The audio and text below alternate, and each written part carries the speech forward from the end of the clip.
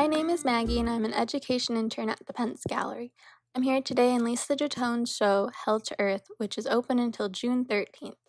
Lisa has some works inspired by the Earth and natural history, including these drawers full of fossil-like objects. Taking inspiration from her show, I'm going to show you how to make a fossil-inspired clay bowl. Here are some examples. We use two kinds of air-dry clay, as well as a variety of objects to use as stamps. The clay and fun stamps can be found at your local art supply store. For the basic supplies, you'll need clay, a stamp or a leaf, anything from your garden works, and dirt if you want to add a little bit of texture. While making our samples, we used two very different types of clay and got beautiful results for both.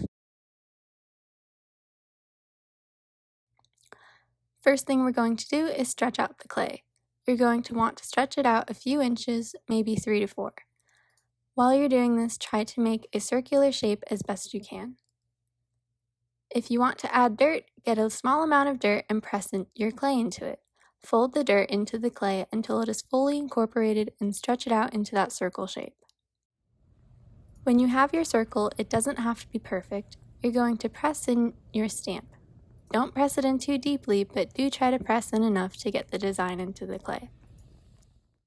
What not to do? Use a sticky surface. Make sure your clay won't stick to the surface. Okay, round 2.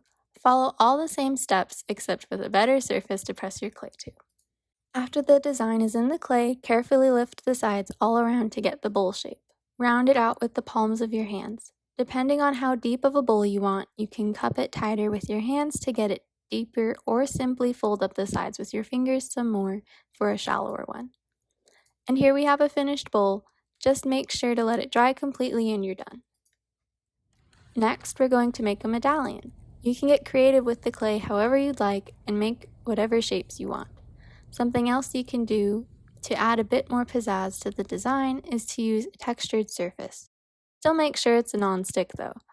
I used this fun bowl to create a ripple effect on my medallion. With the medallion, you don't need to form the cup with your hands, just leave it flat. Or if you want to make this a bowl, just use your palms again to get that bowl shape. Our final craft will be a smaller bowl stamped with a rosemary sprig. It's the same process as the first. Stretch it out, though not as much, maybe only 1.5 to 3 inches. For the stamps, you can use a traditional stamp or something fun like a leaf or a rock or some sticks or even a household object like some Legos. I found some rosemary outside and thought it would be a fun way to stamp the clay. Depending on the leaf, the pressing technique changes. For the rosemary, it didn't need to be pressed in as much, but for let's say a maple leaf, you might have to leave it in for a longer amount. Just make sure you press all of the surface of the leaf onto the clay to ensure that the design appears.